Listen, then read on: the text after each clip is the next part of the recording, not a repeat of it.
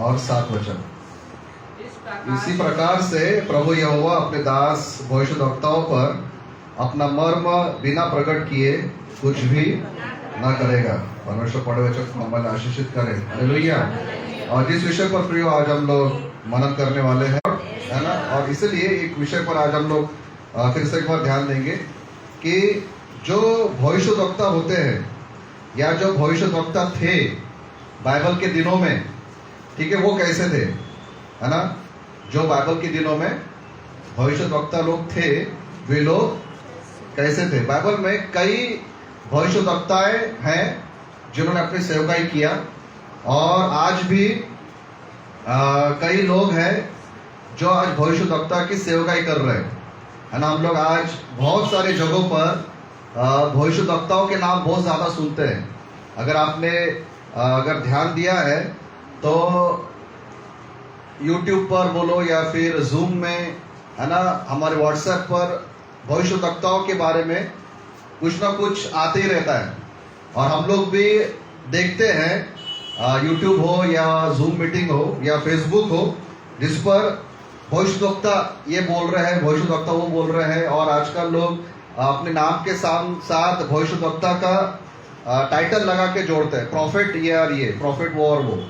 तो भविष्यद्वक्ता की सेवकाई आज शुरू है, लेकिन बाइबल में एक और चीज बताई गई है कि अंत के दिनों में झूठे भविष्यद्वक्ता भी आएंगे, है ना। झूठे शिक्षक आएंगे, झूठे भविष्यद्वक्ता आएंगे, और अपने को ये समझ होना कि कौन सा भविष्यद्वक्ता सही है और कौन सा भविष्यद्वक्ता झूठा है। हालेलुया। और इसके बारे में अपने को अपन थोड़ा, ये विषय बहुत बड़ा है, लेकिन हम लोग कुछ बातों को देखेंगे कि जो बाइबल में जो भविष्यद्वक्ता थे वो कैसे थे और आज के दिन के भविष्यद्वक्ता कैसे हैं। इसलिए ये जो आज का जो शीर्षक है वो ये है कि बाइबल के जो भविष्यद्वक्ता है उनके गुण क्या थे, और आज अगर हम लोग भविष्यद्वक्ताओं को देख रहे हैं तो फिर उनके गुण क्या है, या अगर हमको परमेश्वर ने भविष्यद्वक्ता की सेवकाई दिया है तो फिर हमारे अंदर में वो गुण होना चाहिए।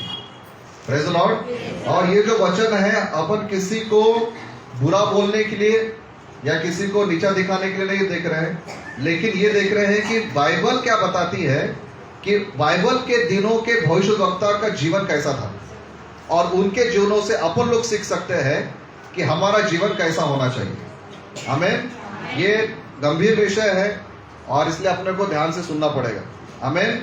तो सबसे पहला एक भविष्यद्वक्ता के बारे में बाइबल बताती है जो हम लोग पढ़ते हैं, दूसरा शमूएल की किताब, इसका 12 अध्याय और 7 वचन, जहां पर नाथान भविष्यद्वक्ता है, और ये भविष्यद्वक्ता दाऊद राजा के सामने आता है। दूसरा शमूएल इसका 12 अध्याय और इसके 7 वचन में नाथान दाऊद से कहता है कि तब नाथान ने दाऊद से कहा कि तू वही है, तू वही मनुष्य है, इज़राइल का परमेश्वर यो कहता है कि मैंने तेरा अभिषेक करके तुझे इज़राइल का राजा ठहराया और मैंने तुझे शाऊल के हाथ से बचाया।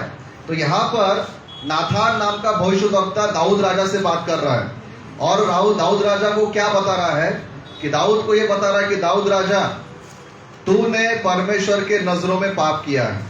क्योंकि उसके पहले की अगर हम लोग स्टोरी पढ़ते हैं तो दाऊद राजा ने बादशेबा नाम के एक स्त्री के साथ व्यभिचार का पाप किया था, और उसको ऐसा लगा कि किसी ने उसको नहीं देखा, लेकिन परमेश्वर ने देखा था, और परमेश्वर ने अपने दास को, अपने भविष्यद्वक्ता को नाथान के पास में भेजा, और नाथान ने ये जो भविष्यवाणी थी, ये जो चेतावनी थी, वो सीधे रूप से उसने दाऊद को बताई। मतलब क्या कि जो भविष्यद्वक्ता होते हैं प्रियो, वो मुंह देखकर वचन नहीं देते। दाऊद एक राजा था, और राजा होने के वजह से नाथान के मन में ये आ सकता था कि अगर मैंने ये वचन दाऊद को बता दिया तो हो सकता है कि वो मेरा गला काट दे, हो सकता है कि वो मुझे जेल में डाल दे, हो सकता है मुझे यातना दे और मुझे क्या करे, वो तकलीफ दे, मुझे मार डाले। लेकिन नाथान जो भविष्यद्वक्ता था, ये भविष्यद्वक्ता दाऊद राजा के पास गया और उसने वहां पर वही बताया जो परमेश्वर ने उसको बोलने के लिए बताया था। Praise the Lord. तो भविष्यद्वक्ता है कौन? भविष्यद्वक्ता प्रिय वो होता है जो परमेश्वर जो उसको वचन बताता है, वो वचन जाकर वो लोगों को बताता है। Praise the Lord. ये भविष्यवाणी मनुष्य की ओर से नहीं आती है, लेकिन ये भविष्यवाणी किसकी ओर से आती है? परमेश्वर की ओर से आती है। और चाहे वो भविष्यवाणी ऐसी भी रहे कि तुमने पाप किया है। हालेलुया। आज मैं जितने भी भविष्यद्वक्ताओं को देखता हूं, वो भविष्यद्वक्ता ये बहुत कम बोलते हुए पाए जाते हैं कि आपने पाप किया है। वो ये ज्यादा बोलते हुए दिखाई देते हैं कि आपको प्रभु आशीष देगा, आपको आपका घर बना के देगा, आपको कार देगा, आपको बंगले देगा, आपको ये देगा, आपको वो देगा। और आजकल भविष्यद्वक्ताओं में से ये नहीं बोला जाता कि आप पाप कर रहे हैं। और अगर कोई बाइबल का आधारित अगर कोई भविष्यद्वक्ता है, वो हमको जरूर ये बताएगा कि तुझे चंगाई देगा, तुझे छुटकारा देगा, लेकिन वो हमको ये भी बताएगा कि तू कहीं ना कहीं गलत कर रहा है। हालेलुया। और ऐसे ये जो बताने वाले लोग हैं, यही भविष्यद्वक्ता हैं। हम लोग उन लोगों के पीछे भागेंगे आमतौर पे जो हमको ये बताना चाहते हैं कि प्रभु हमको कैसे बंगला देने वाला है, कैसे हमको कार देने वाला है। यही भविष्यवाणियां चल रही है। लेकिन नाथान एक भविष्यद्वक्ता है, और वो हमको क्या सिखा रहा है? वो ये सिखा रहा है कि चाहे राजा रहे या कोई भी रहे, और अगर परमेश्वर तुमको बोला कि जाके बता कि तूने वो गलती किया, वो पाप किया है, तो वो भविष्यद्वक्ता कभी भी वो चीज बताने के लिए अपने आगे पीछे नहीं देखेगा। वो जाएगा और वो बताएगा। हालेलुया।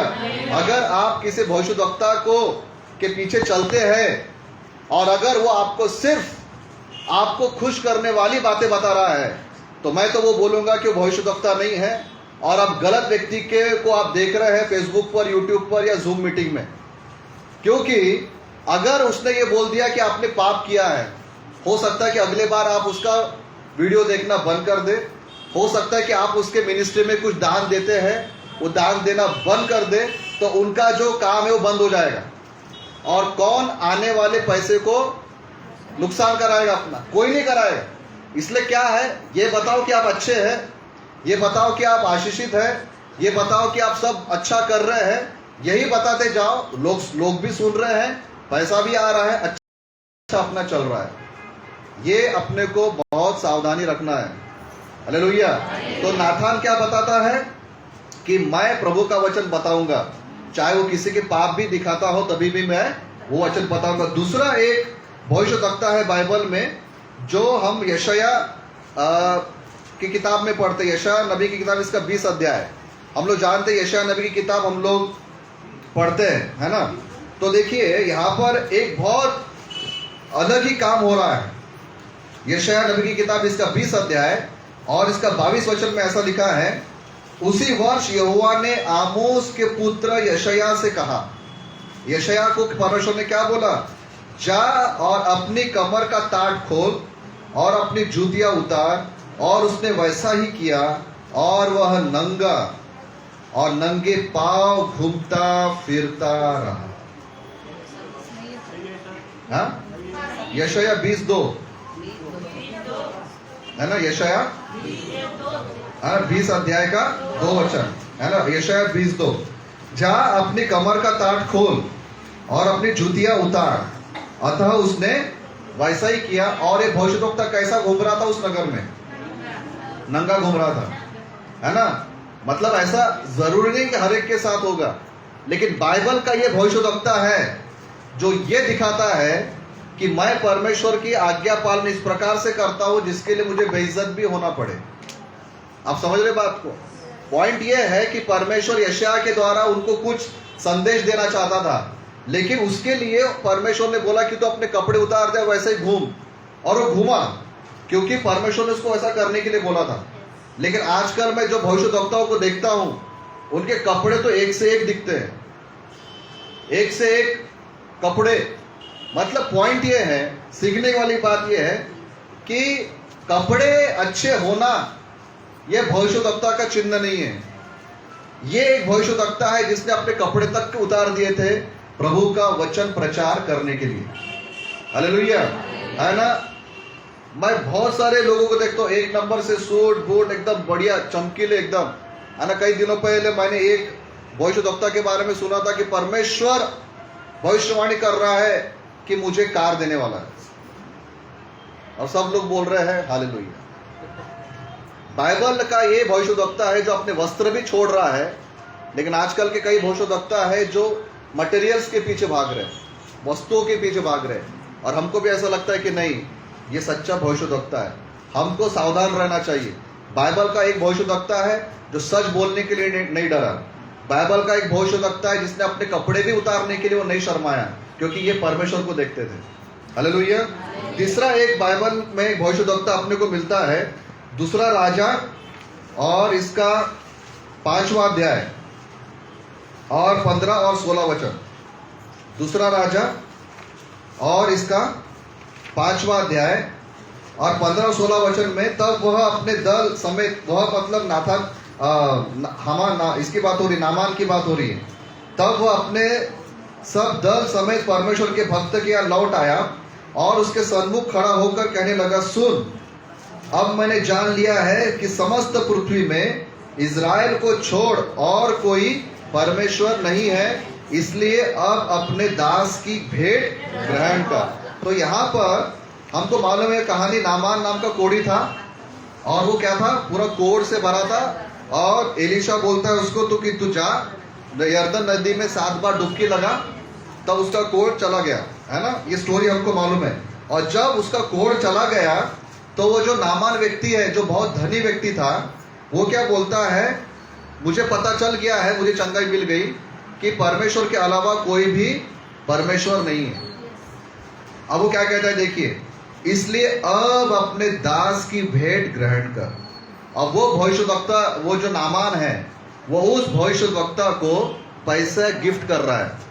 हो सकता है सोना चांदी हीरे जवाहरात गिफ्ट कर रहा है। तो अगर मेरे जैसा कोई होता या और कोई होता तो हमने क्या बोले रहते, प्रेज लॉर्ड, अभी मुझको सोना चांदी मिल रहा है, आने दो, है कि नहीं, पैसा क्या है, आने दो। लेकिन एलिशा ने देखिए क्या बोला 16 वचन में। एलिशा ने कहा, यहोवा जिसके सन्मुख में उपस्थित रहता हूं, उसके जीवन की शपथ, मैं कुछ भेंट ना लूंगा। और उसने जब उसको बहुत विवश किया कि भेंट ग्रहण करे, तब भी वह इनकार ही करता रहा। ये एक भविष्यद्वक्ता है जिसने एक बहुत अमीर व्यक्ति को चंगा किया, या उसने बताया कि कैसे तुझको चंगाई मिलेगी, और उसको चंगाई मिल भी गई, और उसके बदले में बहुत ज्यादा उसको पैसा देने वाला था। लेकिन ये एक भविष्यद्वक्ता है जो ये बोलता है कि नहीं, मैं तेरे तरफ से कोई भी भेंट ग्रहण नहीं करूंगा, और उसको बहुत फोर्स करता रहा, बोलता रहा कि ले ले मेरी तरफ से पैसा, धन दौलत जो भी है। लेकिन उस भविष्यद्वक्ता ने पैसा ग्रहण नहीं किया। और आजकल क्या हो रहा है भविष्यद्वक्ताओं के नाम से, हमारे अकाउंट में पैसा डालो आपको आशीष मिलेगी, हमारे चर्च में पैसा डालो आपको आशीष मिलेगी, हमारे हाथ में पैसा दो आपको ये मिलेगा, आपको वो मिलेगा। मुंह खोल के पैसा मांग रहे, है ना, मांग रहे कि नहीं मांग रहे। लेकिन बाइबल का एक ये भविष्यद्वक्ता है जो सीधे रूप से क्या कर रहा है, इनकार कर रहा है। अब बात ये भी है कि मैं अपने पैरों पे कुल्हाड़ी मार रहा हूं, मैं बोल रहा हूं और क्या कर रहा हूं, मैं अपने ही पैरों में कुल्हाड़ी मार रहा हूं कि आप पास्टर साहब आपने बता दिया है कि नहीं, आपने बता दिया कि एलिशा ने मतलब पैसा नहीं लिया तो आपको भी देना बंद और चर्च पे डालना भी बंद, हमारे पैसे बच गए। ठीक है, तो ये मैंने अपने पैरों पे कुल्हाड़ी मार लिया। ठीक है, बात वो नहीं है, बात ये है, बाइबल ये भी बताती है कि अपने को कलीसिया में डालना भी है। लेकिन फर्क क्या है, फर्क ये है, मांगते मत फिरो, घर घर जाकर मांगते मत फिरो। प्रेज़ द लॉर्ड, फर्क वहां पर है।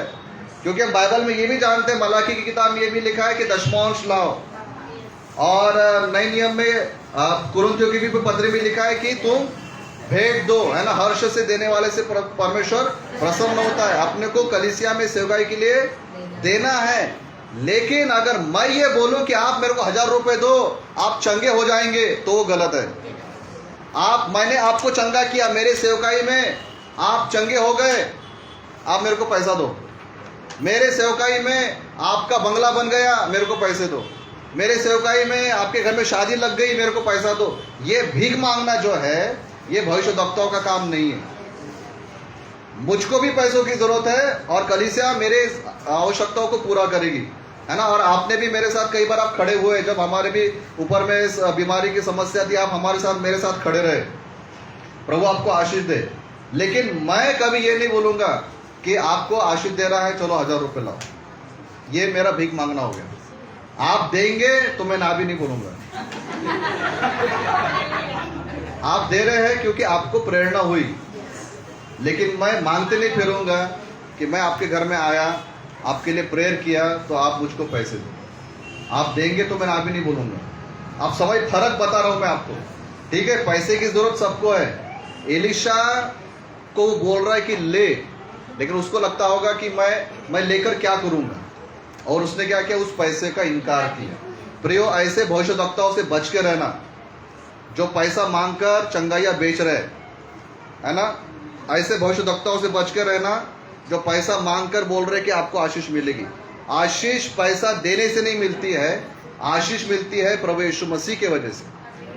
पहला इफिसियों की 1:3 में क्या लिखा है, परमेश्वर पिता का धन्यवाद हो जिसने मसीह यीशु में स्वर्गीय स्थानों में हमें सब प्रकार की आशीषें दिया।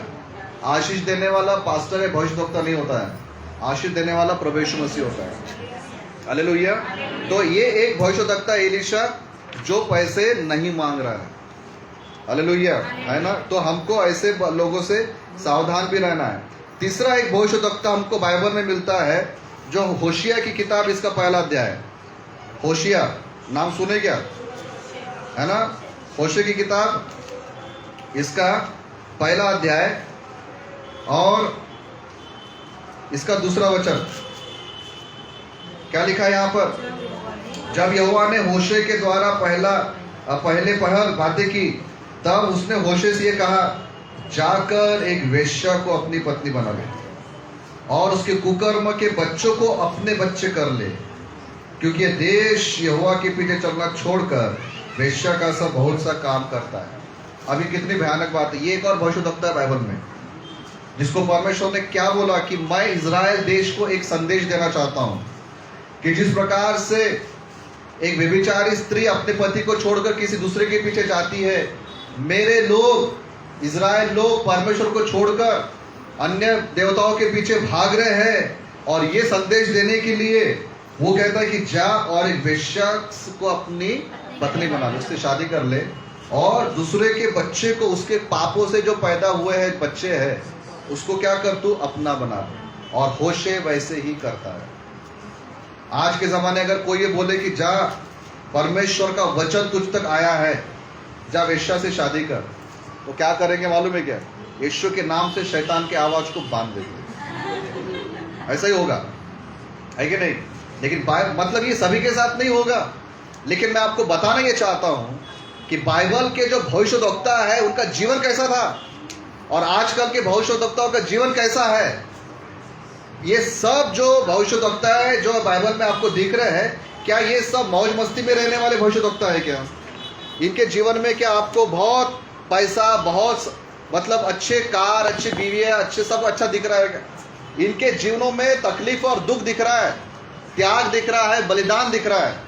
ये है भविष्यद्वक्ता के गुण जो बाइबल अपने को बताती है। और आजकल के भविष्यद्वक्ताओं को अगर आज मैं देखता हूं तो उनके जीवन में ऐसा कुछ दिखाई नहीं देता।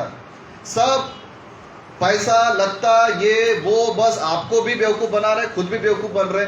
और ये जो लोग हैं ये झूठे भविष्यद्वक्ता है। Praise the Lord.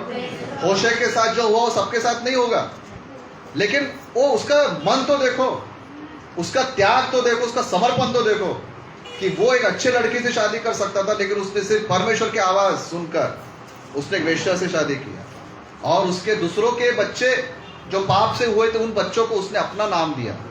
ये है भविष्यद्वक्ता जो बाइबल अपने को बताती है। हालेलुया। ऐसे लोग थे वो जो बाइबल के दिनों में जीते थे।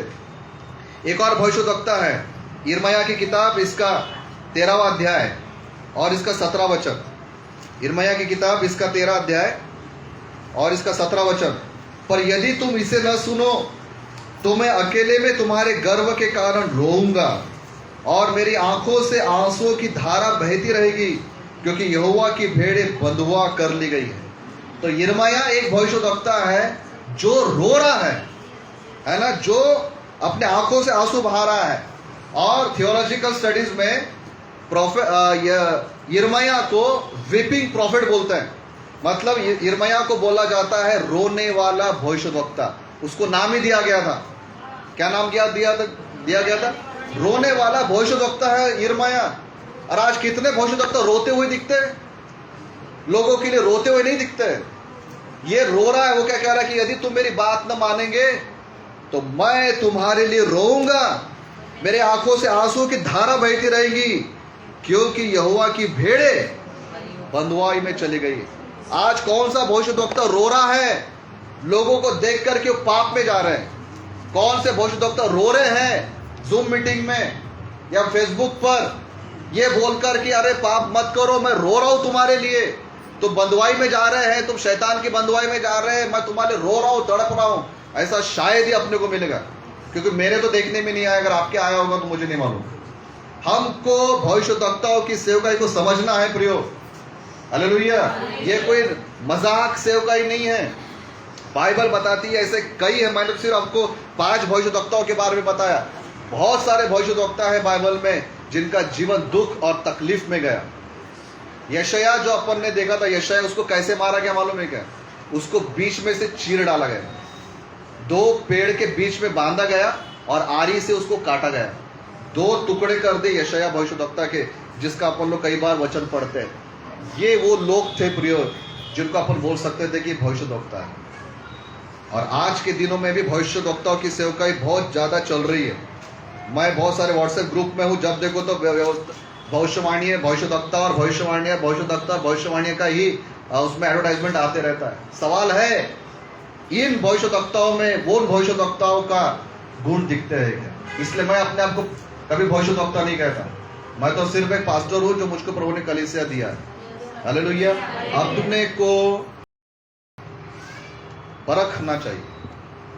क्यों परखना चाहिए? क्योंकि पहला कुरिन्थियों की पत्री इसका 14वां अध्याय और 29 में देखिए क्या लिखा है। पहला कुरिन्थियों की पत्री और 14वां है ना अध्याय, और 29 में क्या लिखा है कि भविष्यद्वक्ताओं में से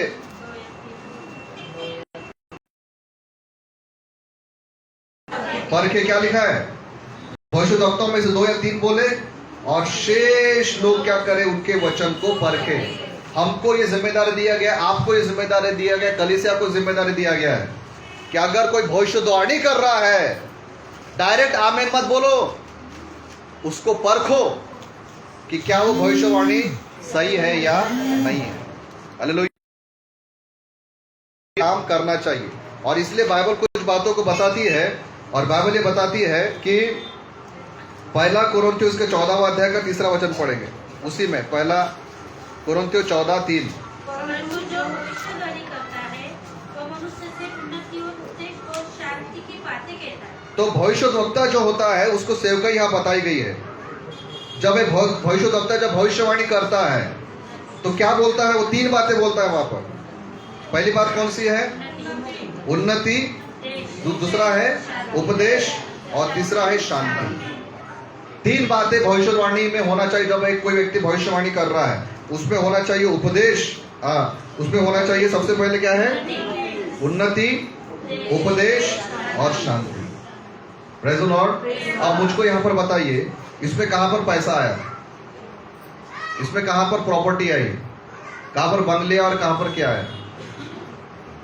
आजकल मालूम है कुछ भी भविष्यवाणी होती है। कुछ दिनों पहले नागपुर में कई ब्रिज गिर गया तो बोलते भविष्यवाणी हुई।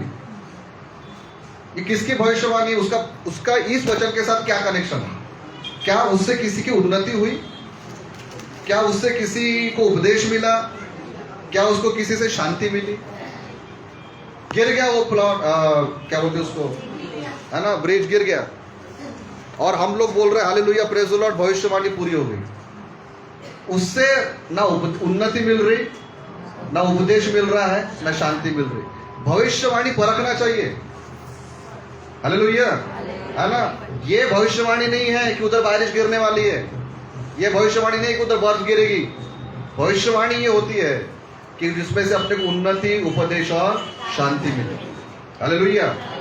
परखो कि किस प्रकार से भविष्यवाणी की जा रही है। आमीन। अब आज के दिन का क्या, हम लोग अभी नए नियम में जी रहे हैं। हमने अभी पुराने नियम के कुछ वचनों को देखा था। नए नियम की भविष्यवाणी के बारे में फिर कुछ बातों को हम लोग देखेंगे। यह इब्रानियों की पत्री पहला अध्याय और इसका पहला वचन। इब्रानियों इसका पहला अध्याय का पहला वचन। पूर्व युग में परमेश्वर ने बाप-दादाओं से थोड़ा-थोड़ा करके और भांति-भांति से भविष्यवक्ताओं के द्वारा बातें कर। और दूसरा वचन, इन अंतिम दिनों में हमसे पुत्र के द्वारा बातें की, जिसे उसने सारी वस्तुओं का वारिस ठहराया और उसी के द्वारा उसने सारी सृष्टि की रचना की। अब देखिए यहाँ पर लिखा पूर्व युग। पूर्व युग यानी पुराना समय, पुराने नियम का समय। तो उन दिनों में परमेश्वर ने हमारे बाप दादों से कैसे बातें किया था? थोड़ा थोड़ा करके, भांति भांति मतलब अलग अलग तरीके से भविष्यद्वक्ताओं के द्वारा बातें किया। पूर्व युग में परमेश्वर ने किससे बातें किया? भविष्यद्वक्ताओं के द्वारा बातें किया। इन अंतिम दिनों में, बोले इन है ना, इन अंतिम दिनों में किससे बात किया है? हमसे पुत्र के द्वारा बात किया। अब ये पुत्र कौन है? प्रभु यीशु मसीह है। तो इन अंत के दिनों में परमेश्वर भविष्यद्वक्ताओं को नहीं भेज रहा है, इन अंतिम दिनों में परमेश्वर ने यीशु मसीह के द्वारा बात किया है। अब प्रॉब्लम यह है कि लोग यीशु मसीह के नहीं सुनना चाहते, जूम पर एक भविष्यद्वक्ता को सुनना चाहते, फेसबुक पर भविष्यद्वक्ताओं को सुनना चाहते। कुछ प्रॉब्लम आ गया तो भविष्यद्वक्ताओं को ढूंढ रहे हैं, लेकिन वो यीशु मसीह के पास में नहीं आ रही। ये बहुत बड़ा प्रॉब्लम है। और वो भविष्यद्वक्ताओं को भी लोगों को ये सिखाना चाहिए कि तुम मेरे पास मत आओ, तुम यीशु के पास जाओ। हालेलुया। यीशु के द्वारा आज परमेश्वर हमसे बात करता है, लेकिन आज लोगों को टाइम नहीं है, बाइबल पढ़ने को टाइम नहीं है, प्रार्थना करने को टाइम नहीं है, उपवास और प्रार्थना करके दरवाजा बंद करके प्रभु के साथ दिन भर बिताने को टाइम नहीं है। तो कैसे परमेश्वर की आवाज उन तक पहुंचेगी? सबसे शॉर्टकट क्या है? किसी को फोन लगाओ और वो हमको बताएगा, उसके अकाउंट में 1000 रुपये डाल दो, काम खत्म।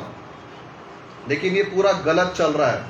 बाइबल बताती है कि अगर आप परमेश्वर से कुछ सुनना चाहते हैं, अपने कोठरी में जा, दरवाजा बंद कर, घुटनों पे जा, परमेश्वर तू अकेले बात कर, परमेश्वर का वचन तुझसे बात करेगा। हालेलुया।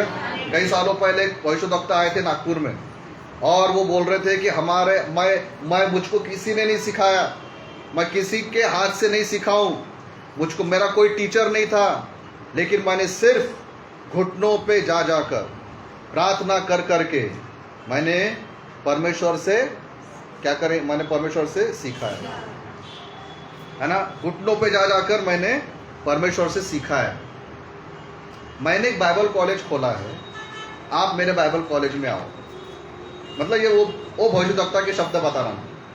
मुझको किसी ने नहीं सिखाया, मैं घुटनों पे जा जाकर सीखा हूँ। अब मैंने एक बाइबल कॉलेज खोला है, आप मेरे बाइबल कॉलेज में आओ। मैंने ये सवाल किया, अगर आप घुटनों पे रह के सीखे तो आप दूसरों को भी वही सिखाओ कि घुटनों पे जाएं। आप क्यों बाइबल कॉलेज खोल रहे हैं? आपको किसी से सीखने की इच्छा नहीं है, लेकिन आपको दूसरों को सिखाने की इच्छा है। समझ रहे क्या मेरा पॉइंट? अगर आप घुटनों पे सब कुछ प्राप्त कर सकते हैं, तो ये लोग भी तो घुटनों पे जाके सब कुछ प्राप्त कर सकते हैं। अपनी दुकान चलाने के लिए आपने बाइबल कॉलेज खोल दिया ताकि पैसा आएगा, लेकिन खुद को सीखने के लिए आप घुटनों पे गए, किसी को आपने पैसा देके आप बाइबल कॉलेज जाके सीखे नहीं। ये क्या चल रहा है? ये सब झूठे भविष्यद्वक्ता है जो बहुत घूम रहे हैं, और अपने को इससे सावधान रहना चाहिए। इसलिए मैंने जो बोला कि अपन बाइबल स्कूल जो स्टार्ट कर रहे हैं, मैं खुद सीखा, मुझको डायरेक्टली प्रभु ने नहीं सिखाया, परमेश्वर ने मेरे टीचर्स के द्वारा मुझको सिखाया। मुझको अपॉइंट किया कि अब मैं सिखाऊं, कल चल के आपको प्रभु इस्तेमाल करेगा। लेकिन जो भी होना चाहिए वो सिस्टमेटिक तरीके से होना चाहिए। इन अंत के दिनों में परमेश्वर भविष्यद्वक्ता के द्वारा नहीं, लेकिन अपने पुत्र के द्वारा बात कर रहा है, और पुत्र है प्रभु यीशु मसीह। और बाइबल ये भी बताती है कि आदि में वचन था, वचन परमेश्वर के साथ था, और वचन ही परमेश्वर था। और ये वचन प्रभु यीशु मसीह है। जब हम लोग बाइबल पढ़ते हैं परमेश्वर हमसे बात करते हैं, जब हम प्रार्थना करते हैं हम परमेश्वर से बात करते हैं, लेकिन बाइबल पढ़ते हैं तो परमेश्वर हमसे बात करते हैं। मैं आपको बोलता हूँ, अगर आपको प्रभु की आवाज़ सुनना है, आप चेक करो आपका बाइबल पढ़ना कितना है। अगर आपका बाइबल पढ़ना अच्छा नहीं है तो प्रभु आपसे बात नहीं करेगा। क्यों मालूम है क्या? एक वचन हम लोग पढ़ेंगे, पहला पत्रस इसका पहला अध्याय, पहला पत्रस पहला अध्याय, सॉरी दूसरा पत्रस, पहला नहीं दूसरा पत्रस, और इसका पहला अध्याय 20 और 21 वचन पढ़ेंगे। पहला दूसरा पत्रस पहला अध्याय 20 और 21।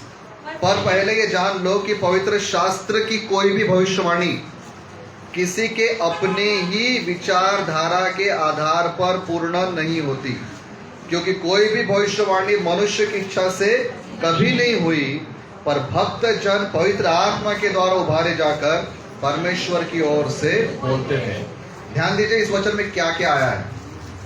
इस वचन में आया है कि पवित्र शास्त्र की भविष्यवाणी, उसके बाद क्या आया है, अपने ही विचारधारा के आधार पर नहीं होती। मतलब एक है परमेश्वर के पवित्र शास्त्र की भविष्यवाणी। आप पॉइंट समझे क्या? किसकी भविष्यवाणी?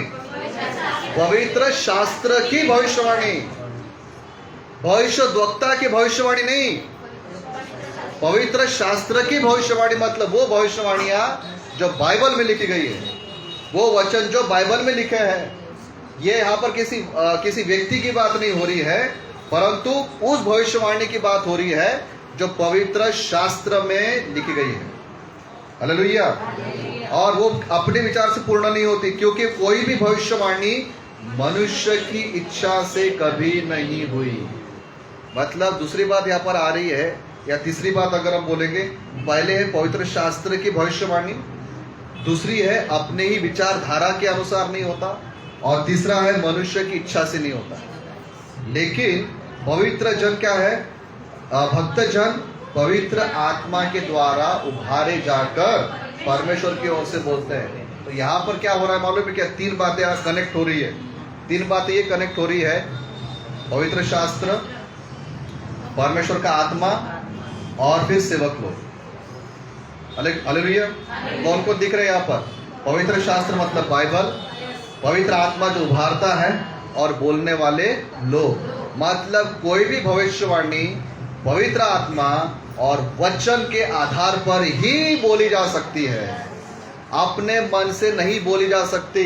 अगर कोई भविष्यवाणी आ रही है और बाइबल जब अपने को बोलती है कि अपने को उसको परखना है, तो उसका मतलब ये है कि ऐसा परखो कि ये जो व्यक्ति बोल रहा है इसको बाइबल का कितना आधार है, बाइबल के कौन से नींव के आधार पर ये बोल रहा है व्यक्ति, वो है हमारे लिए भविष्यवाणी।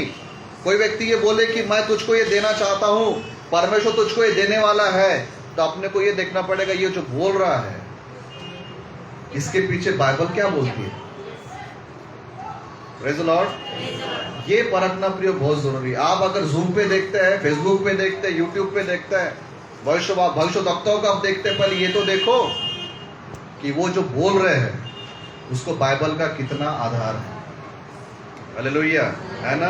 क्योंकि ये वचन अपने को क्या सिखाता है? पवित्र शास्त्र, पवित्र आत्मा और बोलने वाला व्यक्ति, ये तीनों साथ साथ चलते हैं। अगर कहीं पर बाइबल ही नहीं है और वचन दिए जा रहे तो मैं तो उठ के चला जाऊंगा, क्योंकि कौन से वचन के आधार पे बोल रहे हैं, है कि नहीं?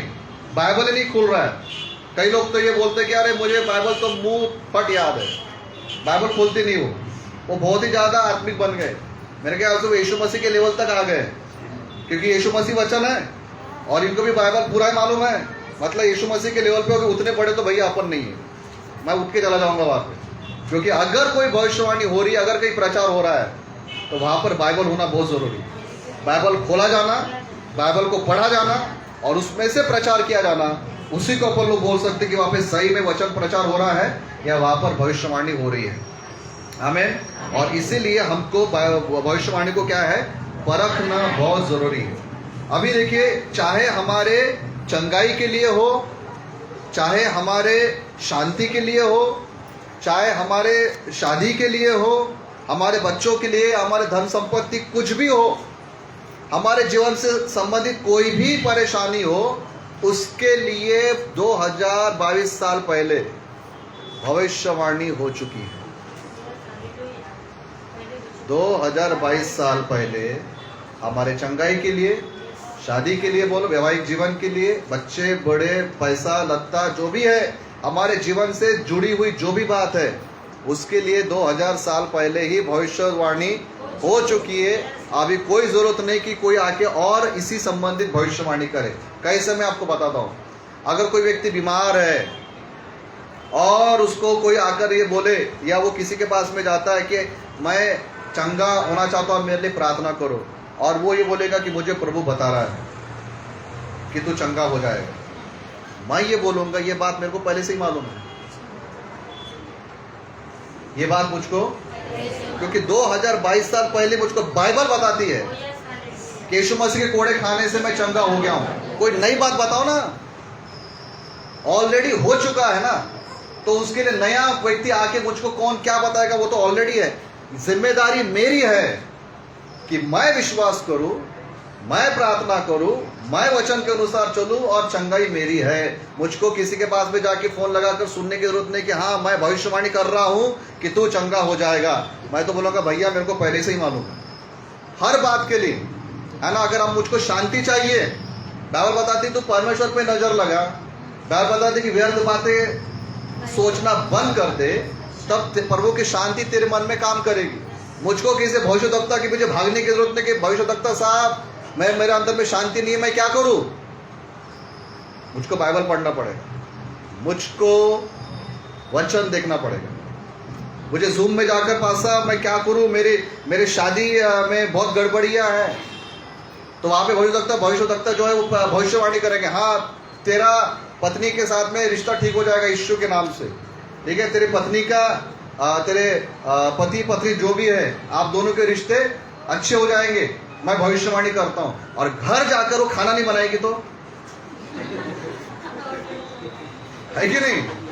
अभी वो जूम मीटिंग में बैठी है, जबकि उसने खाना बनाने को ना, और भविष्यवक्ता भविष्यवाणी कर रहा है कि तुम्हारे दोनों के रिश्ते अच्छे होने वाले। अरे खाना तो बना, तब तेरा पति बड़बड़ नहीं करेगा ना। ये बेवकूफी है।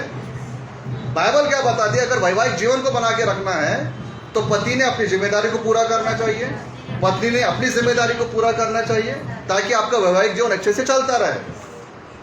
हालेलुया। और हम बैठे हैं काम धाम छोड़ के मोबाइल लेकर, भविष्यवक्ता मेरे लिए क्या भविष्यवाणी करने वाला है। ये सब गलत है। अपना काम करो, परिवार में शांति बराबर बनी रहती है। Praise the Lord. अगर अपने को पैसे का प्रॉब्लम है तो काम करो ना। बाइबल में क्या लिखा है, जो मेहनत करे वही रोटी खाए, है ना। थिस्सलुनीके पत्र में बाइबल में क्या लिखा है, जो मेहनत नहीं करेगा वो उसने रोटी नहीं खाना। मतलब कहने का मतलब क्या है, काम करो ना, काम करो और पैसा कमाओ, अपना घर चलाओ, जो भी है परमेश्वर का वो सब करो। पॉइंट ये है कि प्रभु जी मेरे लिए कोई तो भविष्यवक्ता भेज दे जो मुझे धनी बना दे। नहीं बनेंगे धनी। बाइबल ये बताती है कि परमेश्वर अपने को शक्ति देता है ताकि अपन लोग काम करें। प्रभु अपने को बुद्धि देता है ताकि अपन लोग काम करें। कोई भी काम छोटा बड़ा नहीं होता। परमेश्वर हर काम को ब्लेस करते हैं। कहने का मतलब ये है, चंगाई रहे, पैसा रहे, शांति रहे, परिवार रहे, हर चीज के लिए ये जो किताब है इसमें सब कुछ लिखा गया है। पॉइंट ये है कि इसको पढ़ते क्या और इसके अनुसार चलते क्या।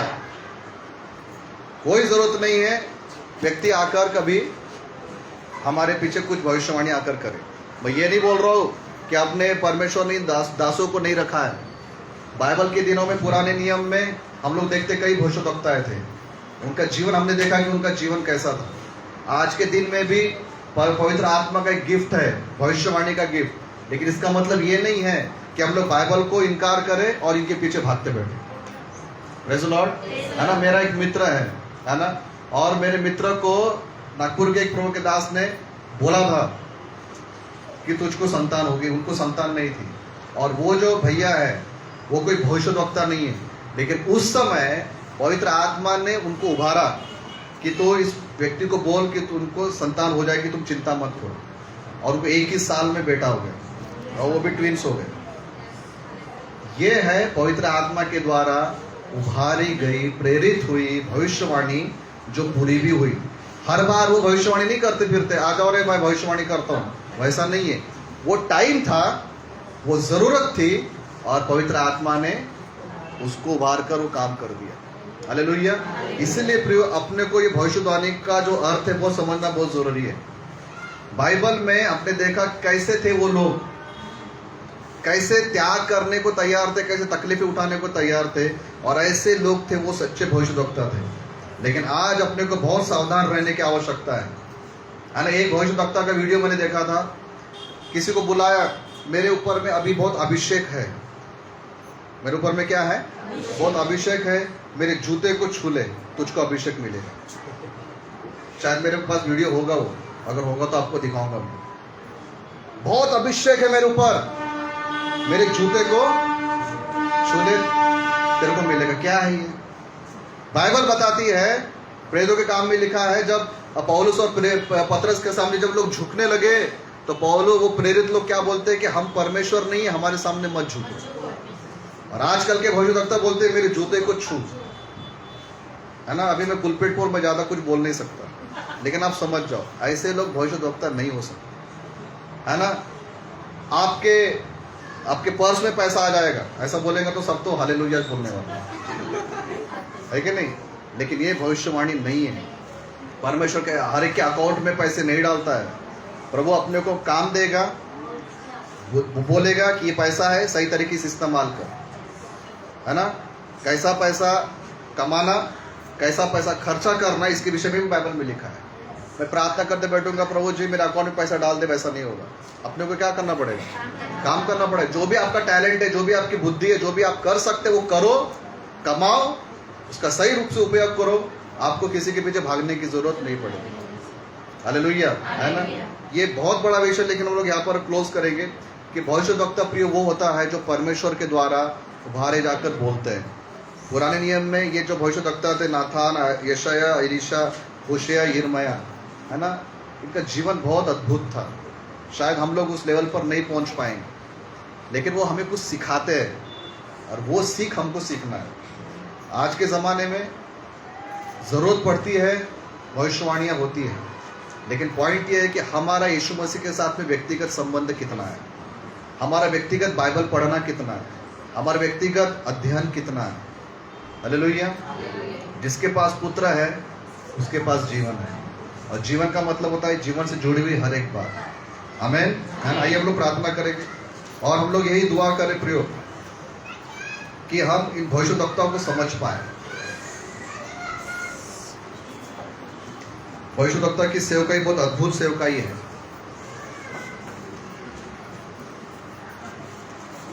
कभी तो शायद ऐसा भी हो जाएगा कि आप आत्मा में उभारे जाकर किसी के लिए आशीष दे दे तो पूरा हो जाए, लेकिन वो हो सकता है कि वो बार बार भी ना हो।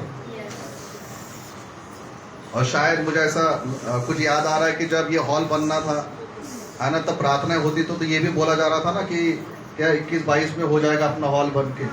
देखिए भविष्यवाणी थी वो पूरी हो गई। अब जरूरी नहीं है कि बार बार वही होता रहे। प्रभु आत्मा के द्वारा उभारता है और वो हो जाता है। ऐसे ही भविष्यवाणी की सही समझ में हमको रहना है। आइए फिर हम लोग प्रार्थना करेंगे। Hallelujah Jesus. पिता परमेश्वर आपको धन्यवाद देते हैं। पिता यीशु मसीह के नाम से आपके सामने आते हैं। भविष्यवक्ता और भविष्यवक्ताओं की सेवकाई पिताजी सीखने के लिए, समझने के लिए हमें अगुवाई करें। पिताजी जो पुराने नियम में जो भविष्यवक्ताएं थे, पिताजी किस प्रकार का उनका जीवन था, कितना त्याग था, वो अपना सब कुछ न्यौछावर कर देते थे आपके वचन के लिए। प्रभु जी, कोई रोने वाला था, किसी ने अपने कपड़े उतार दिए, किसी ने अपनी जान की बाजी लगा दी, किसी ने वेश्या से शादी कर ली, किसी ने क्या और क्या नहीं किया। प्रभु जी जो भी वो हमें सिखाते पिताजी, ऐसा हमारे जीवन होने के लिए हमारी सहायता करें और इन अंत के दिनों में झूठे भविष्यवक्ताओं से बचे रहने के लिए, परखने के लिए आप हमारी सहायता और मदद करें। पिताजी अनुग्रह मांगते हैं। पिताजी हम भविष्यवक्ताओं की सेवकाई का आदर करते हैं, पवित्र आत्मा के इस गिफ्ट का आदर करते प्रभु, लेकिन हम पिताजी उसका दुरुपयोग नहीं करना चाहते, उनके बहाव में नहीं बहना चाहते। लेकिन इब्रानियों 1:1 के अनुसार कि अंत के दिनों में आपने अपने पुत्र के द्वारा बात किया है। हम दुआ करते कि हमारा संबंध आपके पुत्र के साथ मजबूत हो, हमारा संबंध आपके वचन के साथ मजबूत हो, व्यक्तिगत जीवन हमारा ऐसा मजबूत हो कि पिता हम आपके आवाज को सुन सके, हम आपकी अगुवाई को प्राप्त कर सके। उतना गहरा संबंध हमारा बनने के लिए अनुग्रह मांगते हैं और सहायता करें पिता परमेश्वर। आज जितने भी लोग यहाँ पर हम जानते हैं कि आप हर एक से प्यार करते हैं, हर एक को आप हर एक से व्यक्तिगत बात करना चाहते हैं, लेकिन शायद वो बिजी है अपने कामों में, शायद बिजी है अपनी दुनिया में और आपके साथ समय नहीं बिता पा रहे हैं। आप उनकी आंखें खोलिए प्रभु कि वे जाने कि मुझे आपके साथ बैठना कितना जरूरी है। मैं कितना भी व्यस्त हूँ लेकिन मुझे प्रभु के साथ बैठना जरूरी है। ये पिता प्रकाशन अब हर एक को दीजिए, दुआ करते हैं पिता, हर एक के लिए प्रार्थना करते हैं। सप्ताह भर के सारे काम, सारी सेवकाइयों को आपके हाथ में देते हैं। हर एक को ब्लेस करे, सहायता करे, मदद करे। धन्यवाद के साथ प्रार्थना उद्धार करता प्रभु यीशु मसीह के पवित्र और मीठे नाम से मांगते हैं, आमीन आमीन। हे हमारे पिता।